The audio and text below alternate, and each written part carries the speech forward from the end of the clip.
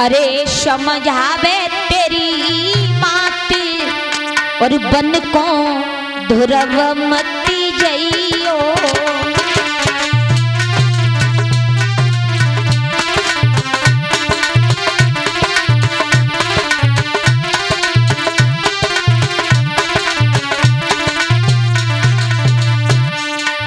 अरे बन को लला मती जइयो ध्रुव मती जइयो।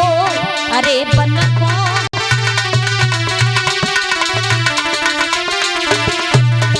अरे समझावे तेरी मात बन को ध्रुव मती जइयो। समझावे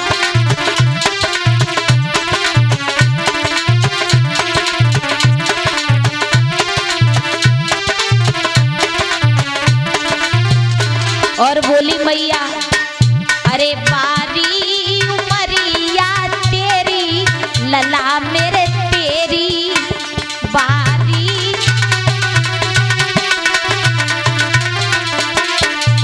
अरे बारी उमरिया तेरी ध्रुव मेरे तेरी बारी।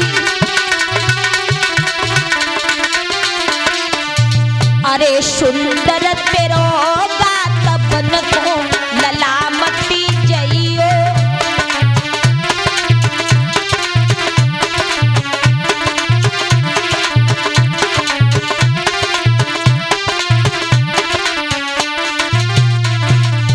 और बोली मैया अरे बन में शेर और हाथी कोई नहीं साथी। बन में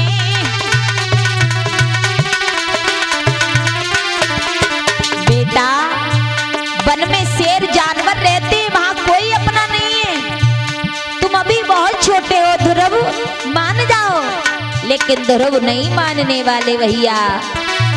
अरे वन में शेर और हाथी कोई नहीं साथी। वन में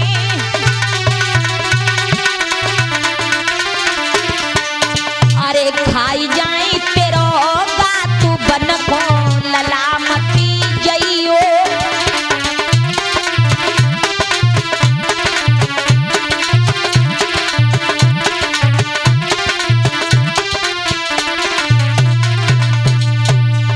भैया बहुत मना किया सुनीति ने, ध्रुव नहीं माने हट कर गए। मैया ने देखा बेटा अब नहीं मानेगा, अब क्या करूं। उसी समय ध्रुव को आज्ञा दे दी है बन जाने की।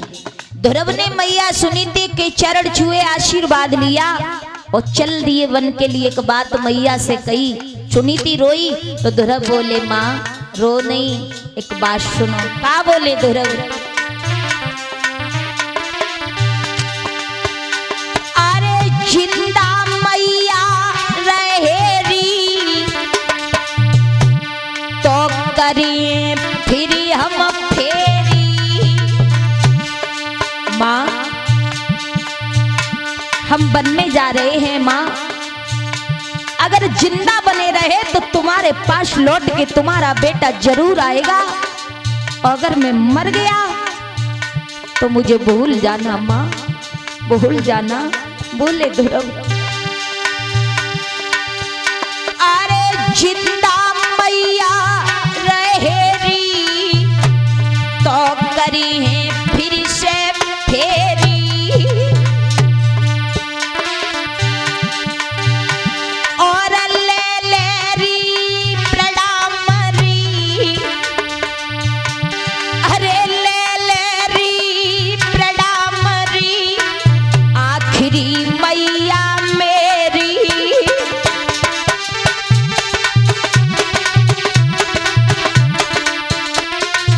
बोले ध्रुव मेरी माता ये दुनिया आनी जानी है,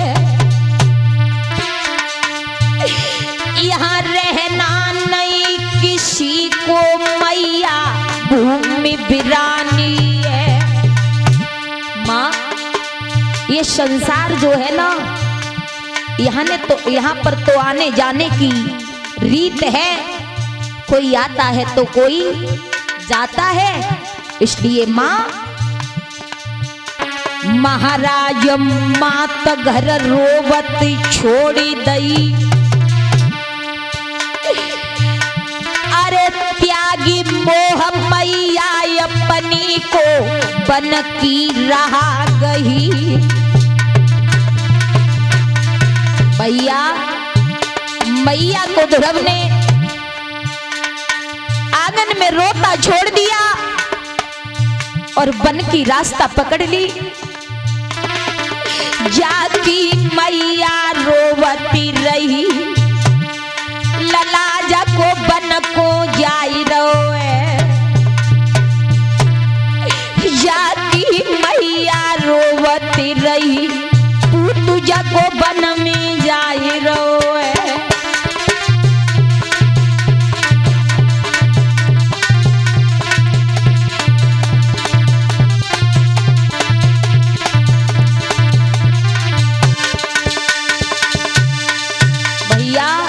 ध्रुव चले वन में, सुनीति रोती रह गई। उत्तानपाद ने जब देखा ध्रुव वन जा रहा है, मंत्री को भेजा, कहा ध्रुव से बोल दो कि आज से ध्रुव को अच्छे अच्छे भोजन खाने के लिए दे जाएंगे, जौ की रोटियां नहीं खिलाई जाएंगी, उससे कहो कि वन में ना जाए। ध्रुव से मंत्री ने जाके जब ये कहा तो ध्रुव ने सुना, बड़े खुश हो गए, वारे परमात्मा, वो पिता मेरा कितना अच्छा है, अभी 2 कदम भी नहीं चल पाया, अच्छे अच्छे भोजन मिलने लगे, हमें नहीं चाहिए। पिताजी से बोल दो अच्छे भोजन स्वयं खाएं, हमें नहीं जरूरत है भोजन की। फिर भेजा मंत्री को, कहा कि ध्रुव से बोलो कि आज से उसे महलों में रहने के लिए जगह दी जाएगी, झोपड़ी में नहीं रहेगा। जवाब दिया है मंत्री ने, ध्रुव घर लौट चलो, तुम्हारे पिताजी ने बोला महलों में रहोगे आज से। कहा हमें ऐसे महल नहीं चाहिए। महल भी मिलने लगे, वारे प्रभु भजन करूंगा तो पता नहीं क्या क्या मिलेगा। फिर आगे बढ़े, उत्तानपाद ने मंत्री को फिर भेजा, कहा ध्रुव से अब बोलो कि आज से ध्रुव को अयोध्या का आधा राज्य दिया जाएगा, पर वन में तपस्या करने ना जाए। मेरे भैया मंत्री ने जाकर के जब ये कहा कि आज से तुम्हें आधा राज्य दिया जाएगा, वन में नहीं जाओ, ध्रुव बड़े प्रसन्न हो गए, वारे प्रभु भजन में पता नहीं तुम्हारे में क्या क्या भरा हुआ है, अब तो बिल्कुल नहीं लौटूंगा, मना कर दिया। वो राजगद्दी स्वयं सवाल है, हमें जरूरत नहीं है, हम जाके अपने पिता की खोज करेंगे। ध्रुव चले भगवान का गुणगान करते करते एक जंगल में पहुंचे। भगवान की कृपा से नारद जी की वहां पर पदार्पण हुआ, नारद जी की भेंट हुई ध्रुव से। अब ध्रुव को देखा है, छोटा बालक नारद ने देखा, रोक लिया, बेटा तुम कौन हो, कहाँ जा रहे हो? इस बियाबान जंगल में शेर चीते रहते हैं, तुम्हें खा जाएंगे। ध्रुव ने कहा खा जाएंगे तो कोई बात नहीं है बाबा जी, ये मानव तन है ना, किसी के काम नहीं आता, मरघट में जल के राख बन जाता। अगर शेर चीते इस शरीर को खा जाएं, किसी का पेट भर जाए मेरे शरीर से, तो इससे बड़ा कोई पुण्य नहीं है, इसलिए खा जाने दो। आप हमें ये बताओ कहना क्या चाहते हो? ध्रुव ने जब इतना कहा तो नारद बोले, बेटा हम ये कहना चाहते हैं जंगल में क्यों आए हो, किस लिए आए हो, आपके माता पिता का क्या नाम है? ध्रुव ने जवाब दिया, मेरी माँ का नाम है सुनीति। नारद ने सुनीति का नाम सुना, समझ गए नारद, बड़ी खुशी हुई नारद को कि मेरे वचन पूर्ण हो गए और सुनीति के लाला पैदा हो गया और अपनी मैया की आज्ञा लेकर के वन में आ गया। धन्य है ऐसा बेटा मेरे भैया। नारद ने कही, लाला तू ये बता के वन में आया क्यों है? इसलिए आया हूं, मेरा पिता वन में रहता है। किसने बताया? मेरी माँ ने। नारद बोले, बा धन्य है ऐसी माँ जो अपने बेटे को ऐसे संस्कार दिए। कौन सा पिता? बोले परम पिता परमेश्वर, जो संसार का पिता है, उसकी खोज करने आया हूं। नारद बोले, अच्छी बात है, तेरे जैसे बेटा को जन्म दे के तेरी माँ ने अपनी कोख को धन्य कर लिया और तू भी धन्य हो गया। ऐसी कोई माँ होगी जो इतनी छोटी उम्र में अपने बेटा को वन में भेज देगी? कोई माँ नहीं होती ऐसी। हर माँ चाहती है मेरा बच्चा पढ़ लिख के डॉक्टर मास्टर बन जाए, पर कोई माँ यह नहीं चाहती कि मेरा बच्चा भगवान का भक्त बन जाए। धन्य है सुनीति को, बेटा को वन में भेज दिया। भैया नारद बड़े खुश हुए। एक बात कही, लाला चलो अच्छी बात है, लेकिन हम आपसे एक बात कहेंगे, अभी आप बहुत छोटे हो, वन में लौट जाओगे, शेर चीते खा जाएंगे, इसलिए घर के लिए लौट जाओ। क्यों? मैं घर नहीं जाऊंगा, मैं अपने पिता की प्राप्ति करके ही जाऊंगा। नारद समझ गए अब ध्रुव नहीं लौटेंगे। बहुत समझाया पर नहीं माने। अंत में एक बात कही, बेटा हमें ये बताओ, चलो तुम परम पिता की प्राप्ति करने आए हो, पहले हमें ये बताओ तुमने कोई गुरु किया है, गुरु बना लिया है या नहीं? ध्रुव ने कहा छोटे ही तो हैं ध्रुव, नहीं जानते हैं गुरु के बारे में। ध्रुव कहने लगे बाबा जी ये गुरु क्या होता है हमें इसके बारे में जानकारी नहीं है। तो कहा नारद ने अगर गुरु के बारे में जानकारी नहीं तो घर लौट जाओ, गुरु के बगैर परमपिता परमात्मा की प्राप्ति नहीं हो सकती। गुरु ही हमें ईश्वर की प्राप्ति कराता है, इसलिए गुरु को बनाना जीवन में बहुत जरूरी है। पहले गुरु बनाओ, बाद में परमात्मा अवश्य मिलेंगे। कौन गुरु होते हैं, क्या होते हैं? ध्रुव ने पूछा तो नारद ने बताया बेटा बिना गुरु के भगवान की प्राप्ति नहीं होती, चाहे कितना भी बड़ा विद्वान क्यों ना हो। बिन गुरु भवनिधि तरे न कोई, चाहे बिरंच शंकर सम होई। चाहे भगवान भोले बाबा के समान क्यों ना हो, लेकिन गुरु नहीं होगा तो उसका उद्धार नहीं हो सकता। गुरु होना बहुत जरूरी होता है। महाराज कितना भी जीवन में पुण्य धर्म कथा भागवत हवन यज्ञ कराओ और जब तक आपका गुरु नहीं होगा तब तक वो कथा भागवत आपका कोई आपको फल नहीं दे सकता। इसलिए गुरु का होना जीवन में बहुत जरूरी है। जिसने गुरु नहीं बनाए हो तो वो गुरु अवश्य बनाए। महाराज आज ध्रुव बोले बाबा जी तो हम कहाँ गुरु ढूंढने जाएंगे, आप ही हमारे गुरु बन जाओ। नारद आज ध्रुव के कहने पर ध्रुव के गुरु बने हैं। ध्रुव को 12 मंत्र दिया और कहा इस मंत्र का जाप करना तुम्हें भगवान की प्राप्ति होगी। ओम नमो भगवते वासुदेवाय नमः। मंत्र याद किया ध्रुव ने। हर जमुना के किनारे पहुंचे। वृंदावन में नारद छोटी सी कुटी बनाई ध्रुव की। ध्रुव ने आज कुटी में उस कुटिया में बैठ करके कठिन तप किया है भैया, कठिन तप किया ध्रुव ने। जब तपस्या की है बैठ करके और भगवान का ध्यान लगाया है, धीरे धीरे ध्रुव ने अन्न जल ग्रहण करना छोड़ दिया। वायु का आवाहन करने लगे, फलों का आहार करने लगे, वो भी छोड़ दिए। वायु का आवाहन करने लगे, वायु का आवाहन भी करना छोड़ दिया। सांस को रोक लिया। ध्रुव ने भगवान का ध्यान किया। भैया अब तो जैसे ही भगवान का ध्यान किया है, सांस को रोका है, जब ध्रुव ने खींची प्राण वायु तो हवा रुकी त्रिलोकों की, कोहराम पड़ा ब्रह्मांड हिला, दम घुटने लगी प्राणियों की। ध्रुव ने प्राण वायु खींची, हाहाकार मच गया। इंद्र का इंद्रासन हिलने लगा और महाराज कोहराम पड़ गया। इधर लक्ष्मी मैया ने देखा तो भगवान विष्णु से कहा प्रभु इतना छोटा बालक तुम्हें याद कर रहा है, क्यों नहीं जा रहे हो, चले जाओ। आज भगवान जहाँ ध्रुव छोटी सी उम्र में तपस्या कर रहे थे वहीं पर प्रभु दौड़ करके आए, ध्रुव के सामने खड़े हो गए हैं। ध्रुव नेत्र बंद करके बैठे। भगवान ने देखा ध्रुव नेत्र नहीं खोल रहे। भगवान ने अपनी माया को खींचा। ध्रुव के नेत्रों के बीच में भगवान की तस्वीर विराजमान थी। भगवान ने उसे खींच लिया। ध्रुव का ध्यान जैसे ही डगमगाया, ध्रुव ने आंखें खोली तो क्या देखा कि जो आंखें बंद करके देख रहे वही आंखों के सामने चतुर्भुजी प्रभु खड़े हुए हैं। ध्रुव एकदम से भगवान के पैरों में गिर पड़े। भगवान ने ध्रुव को उठा के अपनी सीने से लगा लिया। बोले बेटा इतनी छोटी सी उम्र में और तूने हमें बुलाया, याद किया, क्यों याद किया, मांग लो, क्या मांगना चाहते हो। ध्रुव ने कहा प्रभु आपने मुझसे बेटा कहा तो मैं आपका बेटा, आप मेरे पिता। बेटा को पिता से किसी चीज की चाह नहीं होती है, पिता का प्यार ही काफी होता है। मुझे केवल पिता के प्यार की जरूरत थी, वो मुझे मिल गया। अब मुझे किसी की दुनिया में कोई चीज की जरूरत नहीं है। तुम्हारे दर्शन की अभिलाष लेकर के आया था।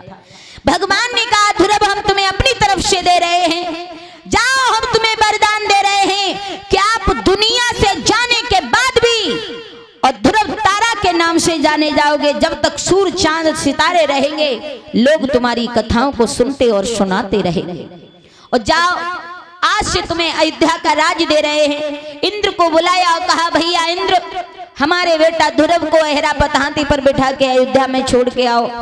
आज इंद्र ने ऐरावत हाथी पर बिठाया ध्रुव को अयोध्या में लेकर के गया। अयोध्या वासियों ने देखा कि ध्रुव 6 महीने का तप करके और भगवान की प्राप्ति करके लौटा है। 5 वर्ष की उम्र थी, गया था तब, अब 6 महीने तप करने में हो गए, 5.5 वर्ष की उम्र हो गई ध्रुव की। अयोध्यावासी दौड़ने लगे, अरे भाई ध्रुव भगवान की प्राप्ति करके आए हैं। ध्रुव ने देखा मेरे बुजुर्ग लोग जमीन पे चल रहे हैं। इंद्र से कहा भैया अपना हाथी नीचा कर लो, जमीन पर उतरे। मेरे भैया आज की जवान पीढ़ी, आज के हमारे जवान भैया अगर अपने से बड़ों का, बुजुर्गों का सम्मान करना जानते नहीं हैं तो ध्रुव जैसे बच्चों से सीख लीजिए कि 5.5 वर्ष की उम्र में, और ध्रुव को कितना बड़ा ज्ञान है। कहा मेरे बुजुर्ग जमीन पे चल रहे हैं, मैं इतने बड़े हाथी पे बैठा हूं, हाथी नीचा करो, मैं भी पैदल पैदल चलूंगा। नीचे उतरे, हाथी से गलियों में चलने लगे ध्रुव। अब लोगों ने कहा बेटा ध्रुव तुम्हारी मैया सुनीति रो के अंधी हो गई, उसके पास जाओ, धैर्य बनाओ। ध्रुव बोले पहले सुनीति के पास नहीं जाऊंगा, पहले सौतेली मैया के पास जाऊंगा। क्यों? क्योंकि मेरी सौतेली मैया का आशीर्वाद है मेरे साथ में। मेरी सौतेली माँ ने वो उस दिन मेरे गाल में एक तमाचा नहीं मारा था, मुझे तमाचे के साथ उसने आशीर्वाद दिया था। उसके एक ही तमाचे ने मुझे प्रभु के दर्शन करा दिए। अगर सौतेली माँ मुझे एक तमाचा नहीं मारती तो मैं संसार की मोह माया में पड़ा रहता, भगवान की भक्ति नहीं करता। आज मुझे अगर भक्ति कराने का मौका दिया है तो वो मेरी सौतेली माँ ने दिया है, इसलिए पहले सौतेली माँ के पास जाऊंगा। आजकल के कोई बेटा होता तो कह देता उसके पास तो बिल्कुल नहीं जाऊंगा, उससे ये बदला लेके रहूंगा, या उसे मारूंगा या मर जाऊंगा। लेकिन ध्रुव ने कितनी अच्छी बात कही। पहुंचे ध्रुव, सुरुचि ने देखा कि तो वही ध्रुव है जिस ध्रुव को मैंने एक दिन गोद से उठा के फेंक दिया था। अब सुरुचि बड़ा पश्चाताप कर रही है। ध्रुव वही है, मैंने उससे कहा था कि तूने तपस्या नहीं की है, अब तो तपस्या करके भगवान को प्राप्त करके आया है, अब मैं उससे कैसे अपना मुंह दिखाऊंगी। दरवाजा बंद किया। ध्रुव पहुंचे, बोले मैया दरवाजा खोलो, अगर तुमने दरवाजा नहीं खोला सर पटक पटक के मर जाऊंगा। सुरुचि ने मजबूर होकर दरवाजा खोला, ध्रुव चरणों में गिर गए। सुरुचि ने कहा बेटा हमें क्षमा कर दो, हमने बहुत बड़ी भूल की। ध्रुव बोले मैया क्षमा तुम्हें नहीं, क्षमा तो मुझे मांगनी चाहिए। तुमने तो वो तमाचा नहीं बल्कि मुझे आशीर्वाद दिया, तेरे एक तमाचे ने मुझे प्रभु के दर्शन करा दिए। मैया धन्य है तुझे। आज इस तरीका से उसी दिन से सुरुचि ध्रुव को अपना बेटा करके मानने लगी। सुनीति के पास आए ध्रुव, सुनीति मैया रो रो के अंधी हो गई। ध्रुव ने कहा माँ मैं भगवान के दर्शन करके आया हूँ। मैया बोली लाला मैं तब विश्वास करूंगी तू भगवान के दर्शन करके आया है, मुझे भी दर्शन करा।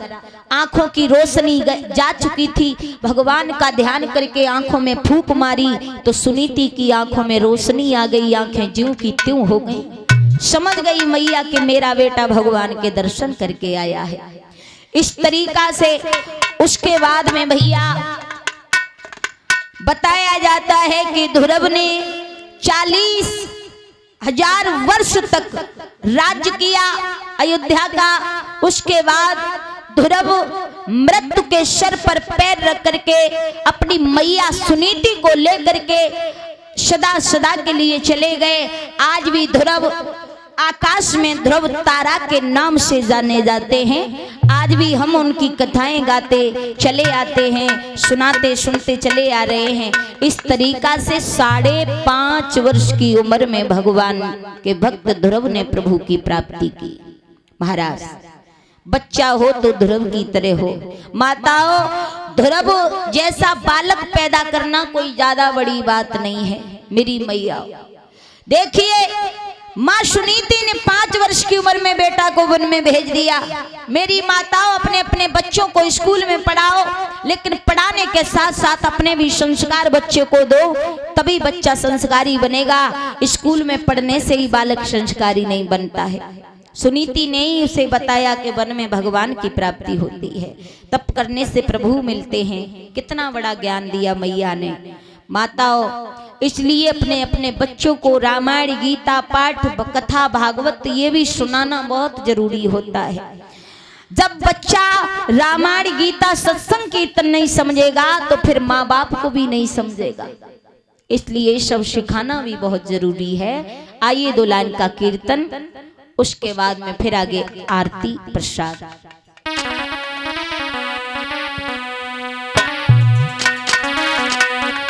अरे भारत की